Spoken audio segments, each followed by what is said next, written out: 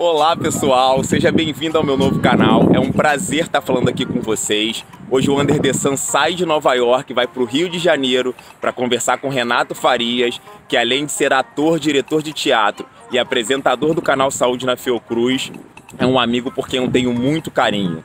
Conto com você, vem comigo, roda a vinheta.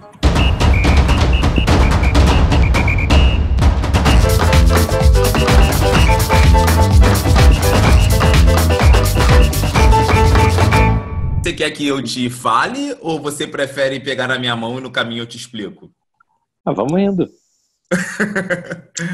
Então, queridão, a primeira coisa que eu queria te perguntar, na verdade, eu queria que você se apresentasse e eu queria saber se você lembra como a gente se conheceu. Lembro, claro que eu lembro. Sou Renato, eu sou ator, diretor de teatro e sanitarista. Então, foi uma mistura que a vida me apresentou e eu acabei virando apresentador de televisão por causa dessa mistura. Eu trabalho num projeto da Fundação Oswaldo Cruz, entrevistando pessoas ligadas à saúde, mas saúde de uma forma ampla. Saúde como um conceito de qualidade de vida e cidadania, não a ausência de doença. Então, eu entrevisto pessoas sobre políticas públicas de saúde até poesia, porque poesia faz bem à saúde mental, social, física, da alma, e é isso. Então, acabei virando um profissional múltiplo e, ultimamente, na quarentena, me transformei também num dramaturgo. Já era roteirista e agora dramaturgo. A escrita sempre acompanhou esse projeto todo, né? E agora ela está podendo ser protagonista por causa desse isolamento.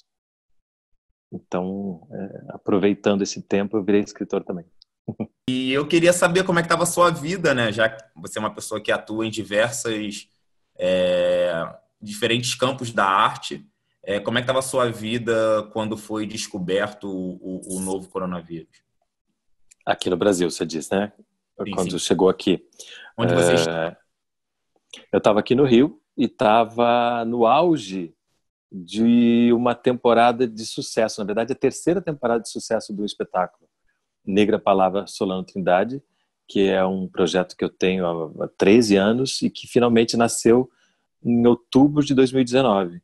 E foi um sucesso, é um sucesso, tanto que a gente fez uma temporada no Sesc Tijuca, depois fez uma temporada no Teatro Poeira, estava na terceira temporada na Casa de Cultura Laura Alvim, e agora em maio a gente estaria fazendo uma quarta temporada no Glaucio Gil. E, e isso foi muito frustrante, porque a gente tinha feito a primeira semana Laura Alvim quando foi obrigado a parar. E ao mesmo tempo eu estava trabalhando no Canal Saúde, onde eu continuo trabalhando, e estava com alguns planos de viajar para São Paulo, porque eu tenho um outro espetáculo lá, e também porque a gente iria comemorar os 15 anos da Companhia Teatro Íntimo esse ano, que a gente faz Uhum. 15 anos agora em 2020, levando 7 espetáculos para São Paulo. Então eu já tinha uma viagem marcada para uma reunião onde a gente ia começar a fazer essa produção.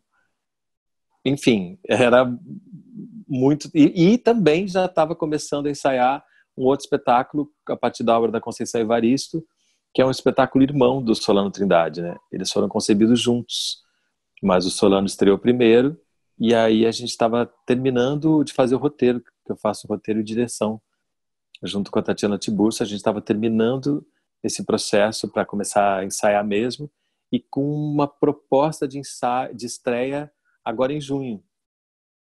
Então era realmente um momento de muito trabalho, e muito trabalho prazeroso, assim, um resultado de mais de 10 anos de espera para esse projeto se realizar, esses dois espetáculos se realizarem. E quando um nasceu e o outro estava sendo gerado, gestado, a gente foi obrigado a parar tudo. Como foi? Qual foi a estratégia assim para conversar com o pessoal e vamos esperar mais um pouco? No início, aí eu acho interessante, né? Porque como eu sou sanitarista, também tinha acesso a informações lá pela Fiocruz mais consistentes do que até então estavam rolando na sociedade, né? E eu sabia que aquilo que estava chegando era uma coisa séria e que a quarentena, o isolamento era importante. No princípio, até as pessoas tentaram relativizar, queriam marcar reuniões e encontros ou continuar se encontrando com algum tipo de proteção ou precaução. Mas aí eu tive que fazer o cara chato de dizer não, é hora de parar tudo mesmo. A gente não sabe a dimensão ainda do que vai ser, mas o Brasil é um país muito vulnerável por uma série de questões sociais e políticas e históricas e econômicas e culturais. Então a gente precisa realmente ir para casa, se cuidar, cuidar do outro, para entender realmente o que está acontecendo e aí ver o que é possível fazer ou não. E com o tempo a gente percebeu que não há o que fazer, né? O que temos que fazer é ficar em casa mesmo, para cuidar de si, para cuidar dos outros e para contribuir um pouco para diminuir a tragédia, né? Que a tragédia é inevitável. Verdade. O que você percebeu com relação às autoridades, seja ela de saúde ou às autoridades de uma maneira geral? O que você percebeu de iniciativa? Aí você pode falar no seu local de uma maneira mais ampla, mas e o que você percebeu de resposta da população? A gente vive um paradoxo, especialmente no Brasil, porque a gente tem cientistas que podem ser considerados tão bons quanto os melhores do mundo, que souberam dar informação e respostas consistentes no momento em que elas precisavam ser dadas, mas ao mesmo tempo a gente está vivendo um momento político que é completamente contraditório a isso. A gente é liderado pelo chefe do Poder Executivo, que é uma pessoa completamente despreparada para qualquer cargo público, né? Eu não confiaria nele nem para síndico do meu prédio, quanto mais para presidente do país. E ele ele é um responsável para falar o mínimo e acabou confundindo as informações, porque ele dava sempre uma contra-informação. Ele relativizava todas as informações científicas, segue fazendo isso, e segue fazendo isso com requintes de crueldade.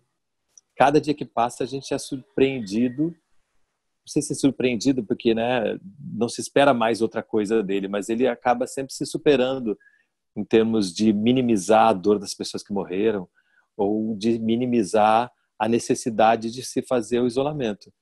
Então a gente tem uma classe política, e aí no Rio de Janeiro a gente está completamente vulnerável, porque tanto o governador, quanto o prefeito, quanto o presidente são políticos completamente despreparados e com os três tem, além do despreparo, um forte componente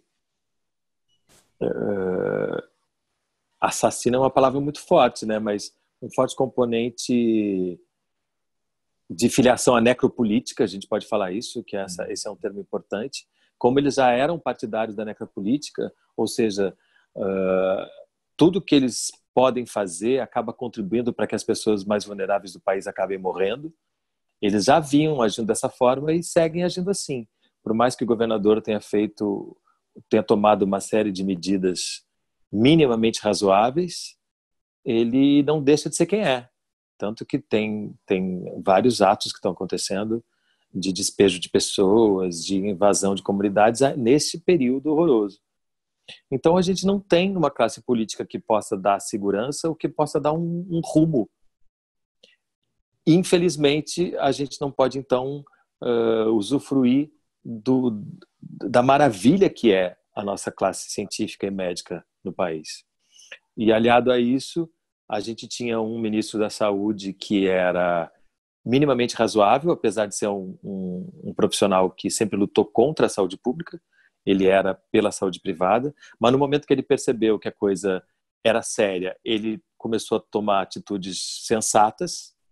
Que era uma crise mundial também, né? Exato. E no momento em que você tem parâmetros tão baixos como a que a gente tem aqui na classe política, uma pessoa minimamente sensata parece uma pessoa muito interessante. Tanto que ele saiu do governo louvado. Mas ele foi uma pessoa que foi responsável pelo desfinanciamento do Sistema Único de Saúde e pela destruição de projetos que vinham dando certo. Então, é importante a gente não esquecer quem as pessoas são.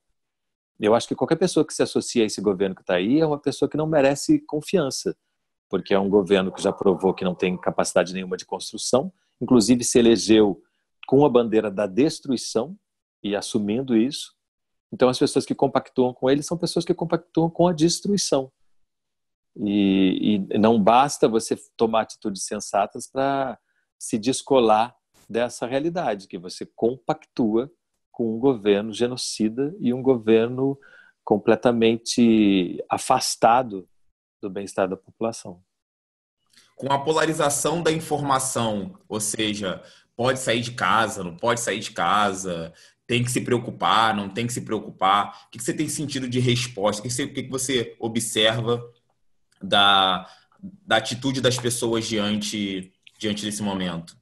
Uma coisa que eu tenho sempre falado é que as pessoas que estão recebendo essas informações contraditórias são as mesmas pessoas diante da quarentena.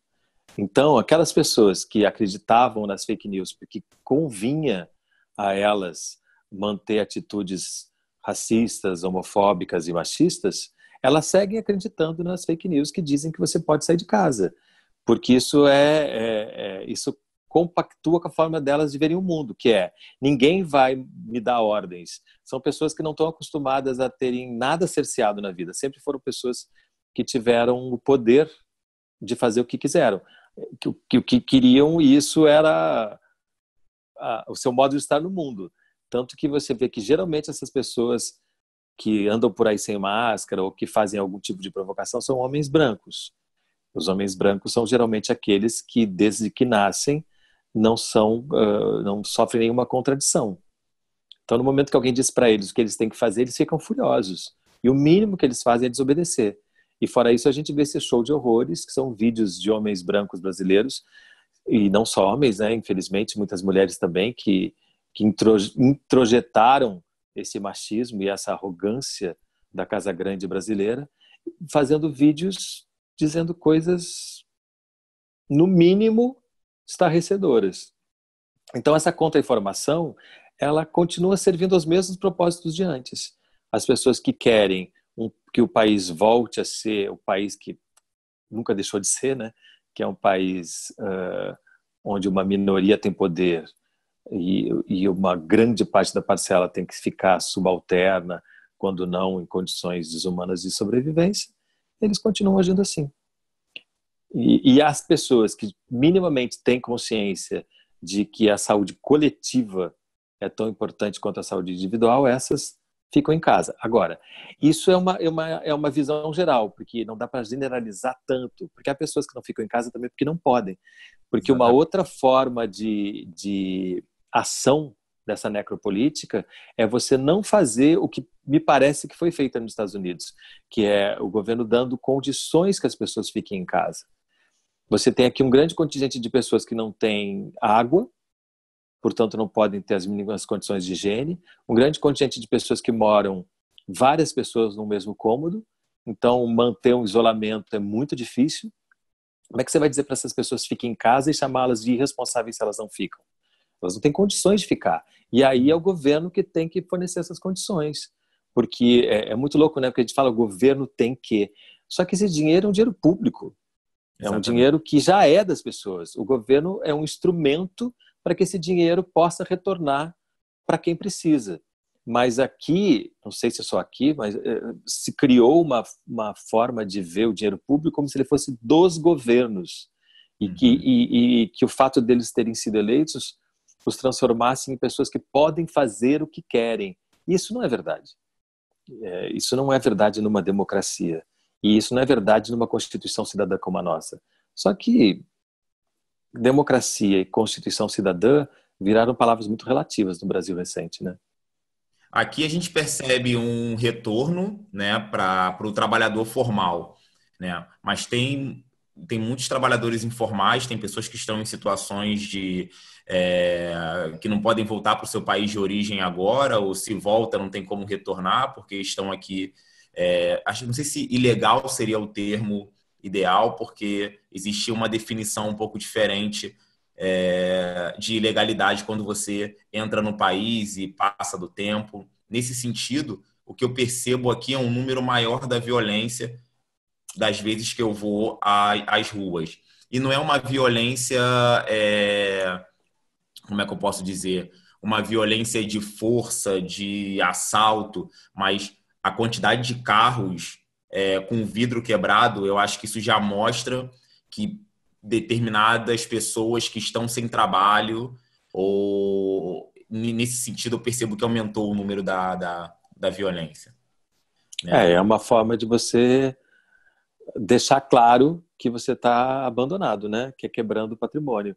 E nesse sentido eu acho que isso é legítimo, né? Pode não ser legal, mas é Uhum. legítimo. As pessoas, elas acabam sendo encurraladas, elas têm que se manifestar de alguma forma, né? Renato Farias na quarentena, o que ele vê de positivo e negativo nesse momento novo de confinamento que a gente está vivendo? Então, para isso a gente tem que partir do princípio do privilégio, né? Eu sou uma pessoa privilegiada desde que nasci. Eu sou um homem branco do sul do país. A minha família não foi uma família rica quando eu nasci, mas à medida que o tempo foi passando, a gente foi ficando com uma situação mais confortável, especialmente na minha idade adulta, e especialmente de uns 10 anos para cá. Então eu tenho uma casa confortável, eu tenho acesso a boa comida, dá para ver atrás de mim, acesso a uma boa leitura. Então eu não posso reclamar de uma quarentena onde eu posso cuidar da minha saúde fazendo exercício físico, cuidar da minha mente lendo bons livros, fazer o que eu gosto, que é escrever. Eu tenho que estar alerta ao privilégio que me dá possibilidades de, mesmo confinado, seguir criando e seguir cuidando da minha saúde. Isto posto, eu me propus, quando começou, a fazer tudo aquilo que eu dizia que não tinha tempo para fazer. Então eu voltei a tocar violão, passei a escrever, que eram coisas que eu ficava adiando. Ler eu sempre li, né, que faz parte do meu trabalho, mas a escrita para mim foi uma grande descoberta. Em 17 dias no início da quarentena, eu escrevi um texto de teatro que se passava exatamente nos 17 dias que eu estava escrevendo, que eram experiências, era uma ficção, mas a partir de experiências reais, de estar em quarentena. E agora estou escrevendo um texto que recupera o período do início da epidemia da AIDS, porque eu acho que pessoas da minha geração que viveram aquele horror de perder amigos semanalmente, guardadas as devidas proporções, como acontece agora, porque as epidemias elas também têm bastante diferença, mas a gente teve um período que perdia pelo menos um amigo por semana, que as pessoas sumiam, desapareciam, e muitas vezes sem nenhuma notícia, porque tinha um estigma muito grande, né, de morrer de AIDS naquela época. Se o estigma ainda hoje existe, eu estou falando do final dos anos 80, do início dos anos 90, quando a gente ainda nem tinha o chamado coquetel, né? As pessoas morriam mesmo. Depois, com a chegada do coquetel, as mortes diminuíram, não acabaram, mas diminuíram. Então, eu achei que esse período podia ser bom também para escrever sobre isso. Então, eu na quarentena sou uma pessoa que consegue canalizar a criação, o exercício físico e a boa alimentação para me manter saudável. E tenho acesso a muitos amigos, né? Eu diariamente falo com amigos e a gente faz reuniões via Zoom ou via WhatsApp. Então, pessoal, vocês estão gostando do vídeo? Eu espero que sim. Então já peço que curtem, compartilhem, coloquem seus comentários. Eu acho que é muito importante para que a gente possa melhorar o canal. Quem quiser ter acesso a essa entrevista na íntegra, ela vai estar disponível no Spotify. Pode clicar lá, eu vou deixar o link aqui embaixo na descrição. E é isso, eu pedi ao Renato para que ele terminasse dizendo uma poesia, para que a gente possa finalizar com uma reflexão. Agradeço muito o carinho e a audiência de vocês. Nos vemos em breve. Até mais. Tua sedução é menos de mulher do que de casa, pois vem de como é por dentro, ou por detrás da fachada. Mesmo quando ela possui tua plácida elegância, esse teu reboco claro, riso franco de varandas. Uma casa não é nunca só para ser contemplada. Melhor, Somente por dentro é possível contemplá-la. Seduz pelo que é dentro, ou será quando se abra, pelo que pode ser dentro de suas paredes fechadas, pelo que dentro fizeram com seus vazios, com o nada, pelos espaços de dentro. Não pelo que dentro guarda, pelos espaços de dentro, seu recinto, suas áreas, organizando-se dentro em corredores e salas, os quais, sugerindo ao homem estâncias aconchegadas, paredes bem revestidas ou recessos bons de cavas, exercem sobre esse homem efeito igual ao que causas, a vontade de corrê-la por dentro, de visitá-la.